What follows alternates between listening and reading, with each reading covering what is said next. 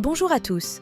Dans cette vidéo, nous allons vous donner des conseils sur l'enseignement du lavage des mains aux enfants avec une déficience intellectuelle. Il s'agit d'une possibilité, mais cela ne veut pas dire qu'elle donnera un résultat parfait.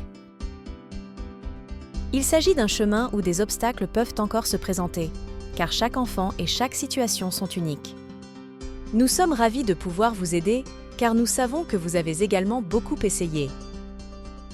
Nous allons donc nous concentrer sur l'acte de se laver les mains. Tout d'abord, il est très important que l'acte se pratique au bon endroit, par exemple ici au bassin. Il est aussi important de pratiquer cet acte avec la personne qui l'accomplira avec l'enfant, qui sera généralement l'éducateur. Il existe quelques règles de base importantes que nous souhaitons vous présenter pour que vous puissiez les prendre en compte dans votre soutien aux enfants présentant des déficiences intellectuelles. Toujours faire l'activité avec l'enfant. Répétez pendant l'activité ce que l'enfant doit faire ou ce que vous faites. Si les choses ne se passent pas immédiatement comme prévu, ne vous fâchez pas avec l'enfant, mais encouragez-le. Ne vous laissez pas décourager par la résistance de l'enfant et réessayez plus tard. Si les choses se passent bien, dites-lui que c'est un succès et concentrez-vous sur ce qui s'est bien passé. Dernier point, mais important. Continuez à vous entraîner, entraîner, entraîner. Maintenant que nous savons à quoi il faut faire attention lorsque nous apprenons une compétence, nous pouvons commencer à travailler sur les différentes étapes du lavage des mains. Même si cette compétence peut sembler évidente, il se compose de plusieurs étapes. Chaque étape que l'enfant peut accomplir de manière autonome est une grande victoire. Nous pouvons maintenant commencer par les différentes étapes pour se laver les mains. Allez à l'endroit où vous vous lavez les mains.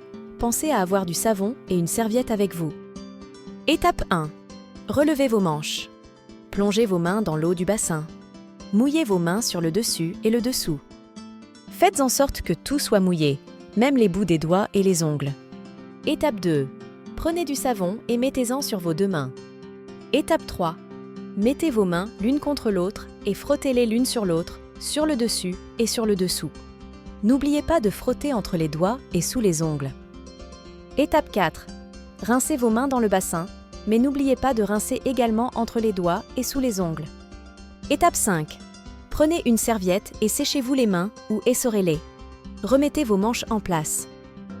Pour terminer, nous souhaiterions mentionner qu'il est très important que cet exercice soit d'abord réalisé ensemble, avec l'éducateur qui sera présent avec l'enfant pendant l'apprentissage de la compétence de base. Avec cette compétence de base, il est important de savoir que l'indépendance va se développer et qu'un enfant ne sera pas capable de le faire seul après une seule pratique. Comme nous l'avons déjà mentionné, la pratique et la répétition sont donc très importantes. Soyez fiers de vous si vous réussissez et encouragez l'enfant, car vous avez pris les mesures nécessaires pour y arriver. Restez concentrés sur l'acte suffisamment longtemps, mais ne vous fâchez pas s'il ne réussit pas tout de suite. Si un problème inattendu de résistance se présente, vous pouvez regarder notre vidéo qui donne plus d'informations sur la façon de gérer la résistance. Nous sommes honorés que vous nous fassiez confiance pour réaliser ces vidéos et les partager avec vous. Si vous avez des commentaires ou si vous souhaitez obtenir plus d'informations sur cette vidéo, n'hésitez pas à les transmettre à l'entraîneur de votre centre.